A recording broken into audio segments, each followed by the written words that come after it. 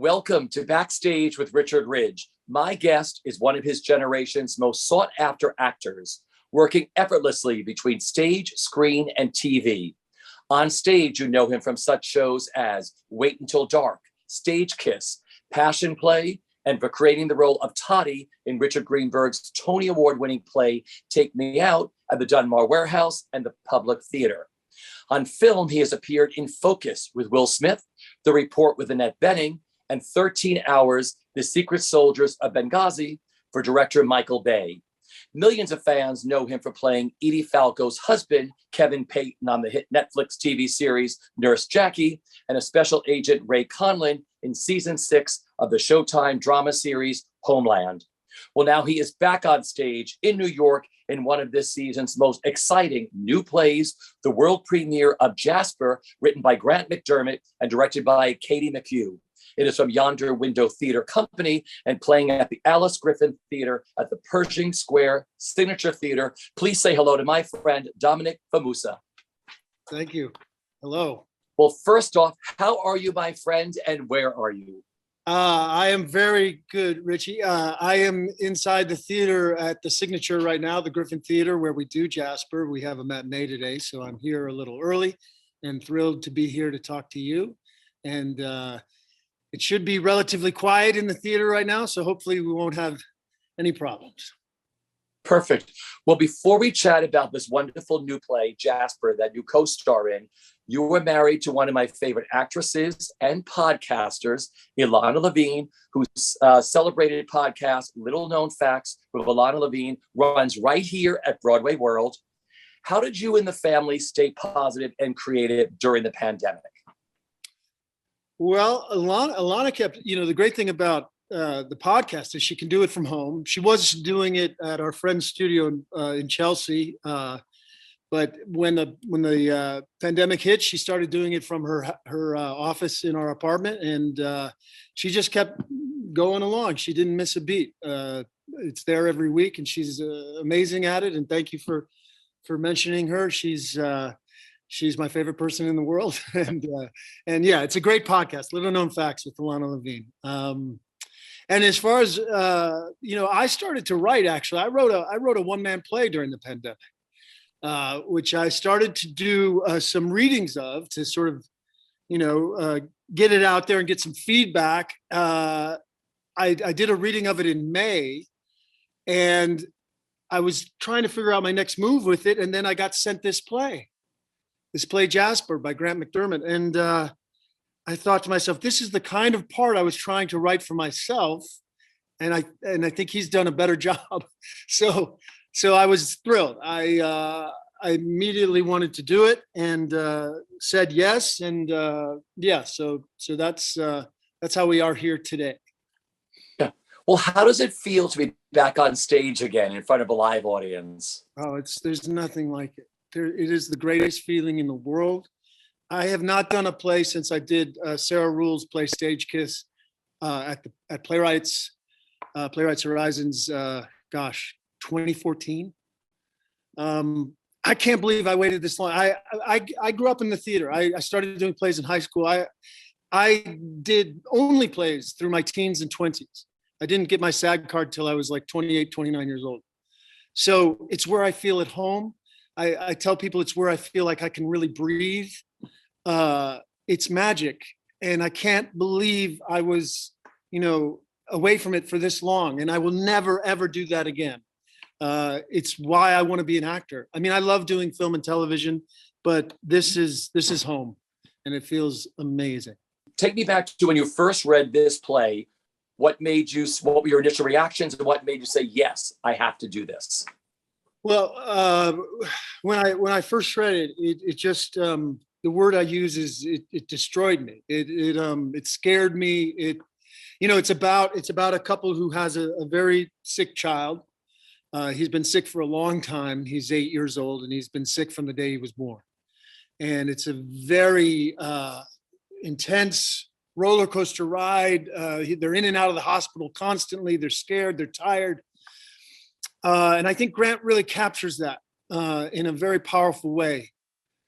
And that's really it, Richie. It scared me. And I always always go back to this conversation. My good friend Stephen Belber, the playwright, years ago when we first started hanging out and working together, he told me about how Marcia Norman, who was teaching him at Juilliard, said, "Write what scares you." And this is 25 years ago, and I thought that's it. I'm gonna act what scares me, and I always look for that in scripts. If it intimidates me, if it challenges me, I'm interested. I'm in. So that's what this play did, and so that it was as simple as that. I'm on stage the entire time. It's a monster of a role, and that's what theater should be about. I look forward to that challenge. That's what I really love about the theater. There's no cutaway. There's no stop. You have to figure it out in the moment. It's live. It's different every time. I adore it. I adore that process. It's a thrill. Okay, now you play Drew, the husband. What do you love about him the most so far? Well, that he's trying to figure it out. He makes some mistakes. That's the other thing. He's a very flawed character. He does some things that are very questionable, but his heart is in the right place. And that's been a very interesting needle to thread, finding a way into him that makes sense, and yet honoring his mistakes, honoring his fallibility. I think that those are more interesting characters, sort of at some point in the play, he sort of almost becomes an anti-hero. And I think we're all drawn to those stories. So that's been great. So there's three of you on stage. Talk about your co-stars that you share the stage with. Yeah, well, Jessica Pimentel, who many people will recognize from Orange is the New Black. She plays my wife, Andrea, and Abigail Hawk plays the other character, Shayla. Abigail is recognizable from Blue Bloods on CBS. They are incredible. I couldn't ask for two better scene partners. They're wonderful people. They're wonderful actors. I adore them, and doing this every night with them has been absolutely terrific. I can't say enough good things. They are really, really amazing in this show. Yeah, when I've spoken to actors since we started up again, everyone said it's so great to be back in a rehearsal room with a live writer. Yeah. And an incredible director. And that's what you have with Grant MacDermott and Katie McHugh. Yeah. What's it been like being back in the rehearsal room with them and working on this new play? It's so amazing.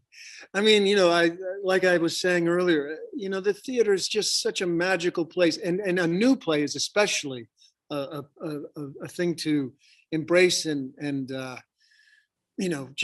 just enjoy and dive into.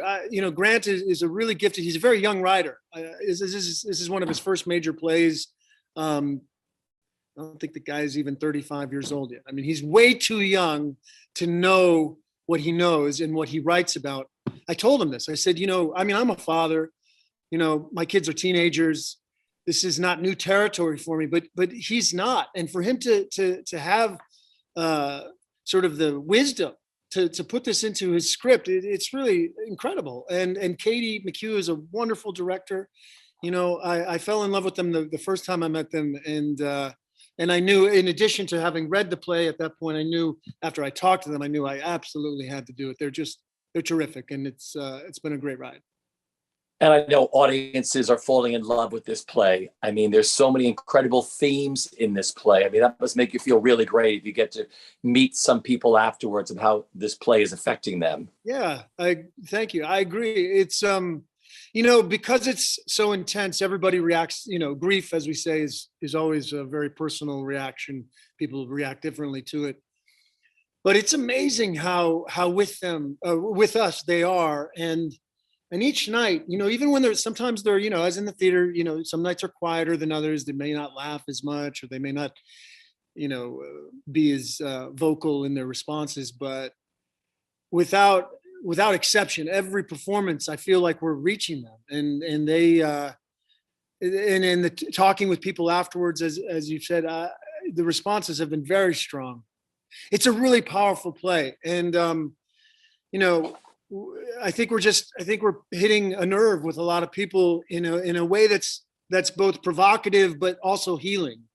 And I think that's a beautiful thing. That's what the theater should do. It's what the theater can do better than any, better than any other medium. I mean, the exchange between, the lip of this stage and out there, it's priceless. You know that. I mean, it's just priceless. And I had to be reminded of that. And I'm so grateful for the chance to get back up here and do it again. Yeah, it's a beautiful theater you're performing in. I see the seats behind me. I love that theater. I think it's one of the more beautiful theaters. You grew up one of 10, which I think is fascinating. I grew up with one of 6. Oh. Where did your love for the theater begin, and what were your earliest creative outlets? Well, I think with many people, it starts with a teacher, right? So I had a great teacher, a guy in high school. His name was Eugene Olson. He was an English teacher, and he directed all of the school plays. And he was very encouraging to me early on. I'm sure I was awful. I'm sure I had no business getting the parts that I got, but I got them. And then the big thing he did was he organized a first ever trip from our town, and I'm from just outside of Madison, Wisconsin, a little place called McFarland. And he took us to New York. This is 1986. I was a junior in high school, and we watched 3 Broadway shows: Big River, Cats, and The Mystery of Edwin Drood, which starred, one of the stars of that show was a woman named Jonna Schneider, who was nominated for a Tony Award and came from my town. She came from the same high school I came from. So all of a sudden I'm in New York. I fell in love with it immediately. I knew immediately that I wanted to be there. And it took me a good 8-9 years to actually move to New York. I didn't move to New York until I was in my mid-20s after school, but I knew there was something very, very special about it. It spoke to me immediately. And Jonna was very supportive and became a mentor of mine. So that's how it all happened. And I kept doing plays. Like I said, I did only theater in my teens and into my 20s. And I will never feel anything I do will never match the comfort and the love I have of that. It's just a special thing. Yeah, well, I know you did a lot of plays when you came to New York, but you made your Broadway debut in Wait Until Dark. And I think that's the first night I spoke to you was at opening night of that with Marissa Tomei and Quentin Tarantino. What do you remember about your Broadway debut? Like, how magical was that first night? Well, I was out of my mind. I mean, I'd only been in New York for about 18 months. And Quentin was, he's still obviously such a huge presence in the world of film. But at that time, he was, Pulp Fiction had just been playing. Jackie Brown was about to come out. He was about as hot of a Hollywood commodity as you could possibly be. And there he was on stage, and he was very kind, and we had a great time. He would take us to his apartment some nights after the show, and we'd watch these obscure movies that I would never have heard of. He would dialogue, tell us all about why this is an amazing movie and a precedent for this or that. He was a walking encyclopedia of film. Marissa was great. Do you know who else was in that play? Stephen Lang was in that play. Yeah. And Stephen Lang, I knew a bit about his trajectory, and I'd watched, of course, the amazing Death of a Salesman he did with Dustin Hoffman and Malkovich in the mid '80s, and so I cornered him, man. I got a bottle of wine, and I said, "Let's sit down." Like, I went into his dressing room. I said, "You got to tell me everything."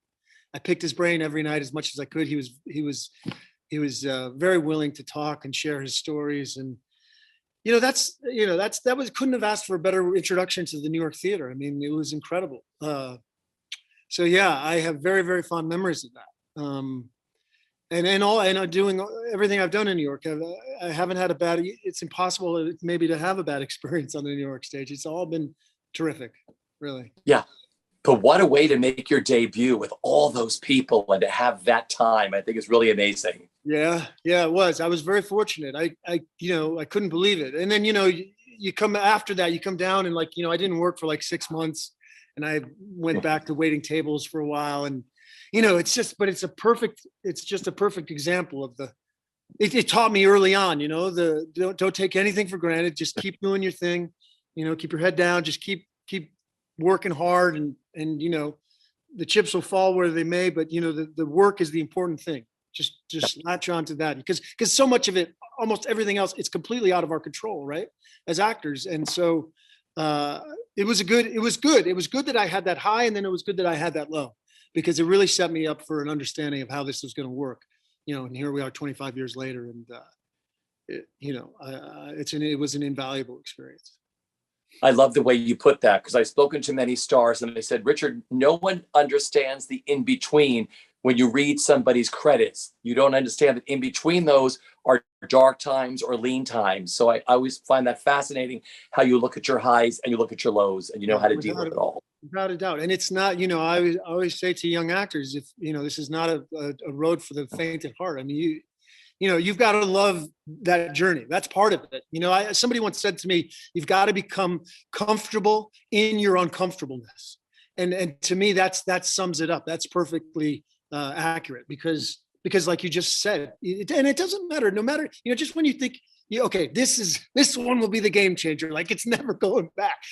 Yes, it doesn't go back to the beginning, but there's still the dip, there's the high, there's the dip. It never go. That's never, in my experience, it's never gone away completely. And I don't know really too many people for whom it has. But that being said, I can't, it's not even a choice. It's like, I just think it's something that those of us that do it, we just have to do it. It's who we are. It's at our core. Yeah. I love that. Well, you also got to create the role of Toddy in Richard Greenberg's incredible Tony Award-winning play, Take Me Out, at the Dunbar Warehouse and here at the Public Theater. I mean, you must have some incredible memories. What are your favorite memories of doing Take Me Out? Everything. That was such an incredible, what a great cast. A huge cast. Dennis O'Hare, Daniel Sunjata, Neil Huff, Fred Weller, everybody. It was an incredible group of guys. Joe Mantello directed it, which was incredible. Rich Greenberg is, incomparable. There's no one like him. He's so gifted and so smart.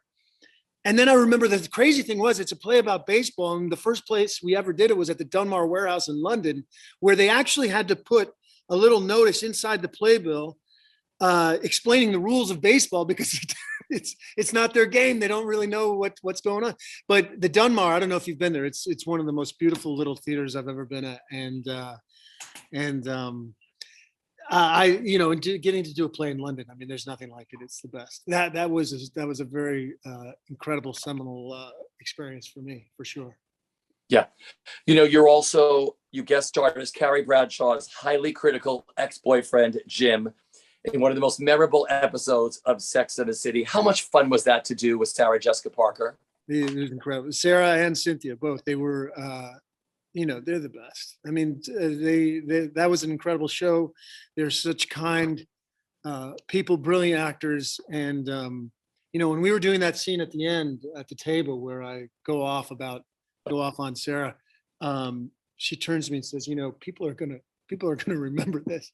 And she was right. I've done a lot of television, but I still, that's 20 years ago. I still have people come up to me and go, I remember you in Sex. It was one episode, but it was, it was great. And that show was so iconic, I feel it's so New York, it's defining of a New York experience as a young person.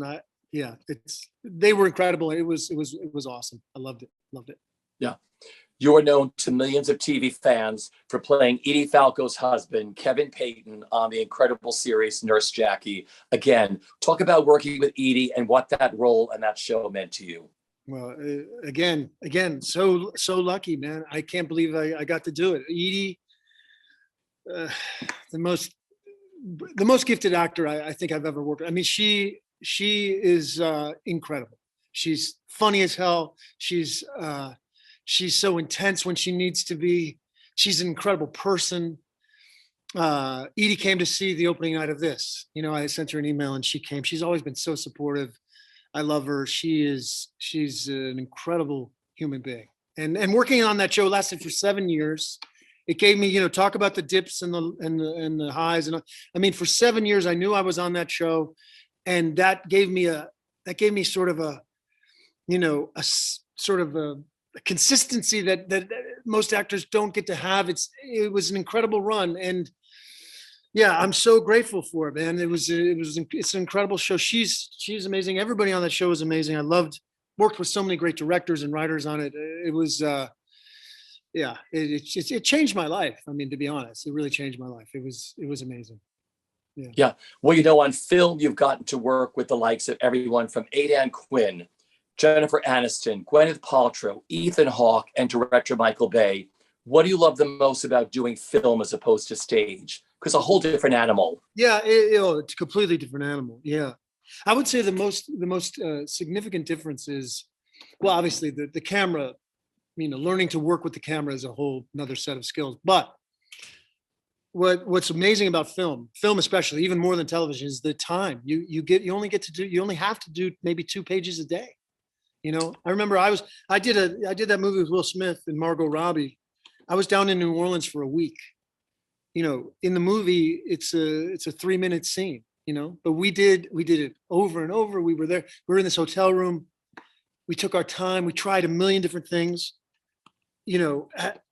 That's the luxury of film. And I remember when we did 13 hours, we shot 13 hours in Malta and Morocco, and we were there for 4 months. I mean, we're doing 2 pages a day. It's if that. I mean, that's the beauty of film. You get to take your time. Most directors allow you to experiment, to try all kinds of different things, and they'll work it out later in the editing room. But yeah, it was that's what I really latch onto when I get to do those kinds of things, is the time that it affords us. Did you grasp the TV camera or film cameras right away? Because I've spoken to so many stage actors, and they were like, "Oh my God, it took me forever to bring it back, bring it down." Yeah, no, it took me forever. It's something I'm still honing. Which is fine, which is good, because it means I'm still hopefully growing and getting better every time I do it. But yeah, no, it's a different animal. But you also learn, you learn how to make it work for you, and that's a blessing. And I'll tell you something else. Because it's been so long since I've been on stage, I really feel like I'm the things I've learned doing TV and film in the last 6-7 years have helped me on stage. I think I've learned to be more still, because the camera can't take it, right? So you learn to be still and simple as much as possible with film and TV. And I think that's coming in, that's informing my performance in this show. And I'm grateful for that. So they feed off of each other. I always say this: the film and TV is a sprint, and the play is the marathon, but it's both running, you're running. So you can, there are things that you can learn from each that you can carry over to the other. And I feel very grateful to have had a good chunk of experience in both worlds. And they really do help each other, for sure. Yeah. One of my final questions is, you're also known for playing FBI Special Agent Ray Conlon on season 6 of the Showtime drama Homeland. How wonderful was that? But amazing. Best show. I mean, of its kind, best show I think it's ever been. I had not watched the show until I got that gig. And then I couldn't stop watching it. I binged it. Those first 3 seasons of Homeland with Brody, with Damian Lewis, maybe the best 3 seasons of any show I've ever seen. I mean, it is an incredible show. Alex Ganza was incredible, the creator. They were so welcoming. Claire's amazing to work with. I have one, it's not a regret, but I wish I had gotten a scene with Mandy Patinkin, because Mandy Patinkin is one of my heroes. I think he's one of the most gifted actors we've ever had. He's an inspiration to me. He was so brilliant in that role. I listened to him, I listened to Finishing the Hat on an almost daily basis. He's amazing. So I loved being a part of that. I loved every second. It's a great show. Yeah, I was really lucky, and it stayed in New York. It was the one season they did in New York, and I was thrilled that I got to do that, because our family's here, kids, when I was younger, I used to love to go out of town, but now if I can stay, I want to stay. So if I can get work here, that's my first priority. So that was amazing. Really amazing. Yeah, because I've spoken to a lot of stars that have kids where both parents are actors or one does something else. And I was wondering how being a parent has changed the way you look at your career. Well, I would say it's helped me tremendously. I mean, look, life experience is what we use, right? So all of that filters into everything I do, and certainly in this part, being a dad of this child, Jasper, in this show. But I'll say something else. I feel like having kids sort of lights a fire under your butt, and you've got to, you got to focus, because it's not just you anymore. When I was younger and I was sort of going from gig to gig, and I didn't need much, but raising a family is a different animal.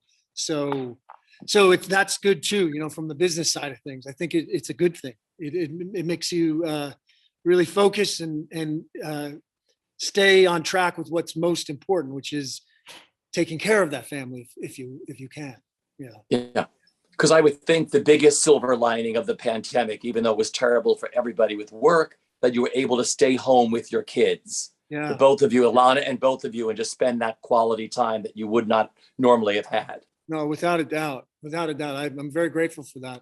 I felt bad for the kids because, going to school online really sucked. But being home with them was a gift. Yeah, really, really, really wonderful. Well, I know you're almost at you start a matinee very, very soon in your theater. But my final question for you was, what are you enjoying the most about being a part of JASPER? Just the reactions we're getting every night. Just that, as I was saying, that experience of exchange of ideas and thoughts, and like I said, there's a magic force field right here. Okay, and when it goes from the stage out and then comes back, and I mean, it's a miracle. It's a little miracle every night, and I'm just really grateful to be a part of that again. I love it. There's nothing like theater. We need theater. We need more theater. Always, always, always. I love that. Well, once again, Dominic Fumusa is co-starring opposite Jessica. Her last name, how do you say her last name? I say Pimento. I hope that's correct. Yeah, totally. I love that. And Abigail Hawke and Grant MacDermott's new play, Jasper, directed by Katie McHugh at the Alice Griffin Theater at the Pershing Square Signature Theater. Tickets are available at yonderwindow.co. Thank you, Dominic, for dropping by. Thank you, Ricky. It's great to talk to you. Thank you so much. I have known you literally since Wait Until Dark, and have been there for all of your openings, for all the plays you've done in New York, whatever. Like I said, I adore your wife's podcast that runs here at BroadwayWorld. Thank you so much. It's so great to get to talk to you, and I love getting to see you every time I go to the theater. It's amazing. Yeah. Well, I'll also run into now in the Food Emporium, I think. I saw you one day last week. Oh, yeah, that's right. I was getting a snack in between shows, I believe. Yeah. Very good. Well, listen, everybody, we'll see you at the theater. Go see Jasper. Dominic, take care, my friend. We'll see you all soon. Thank you. Take care. Take care.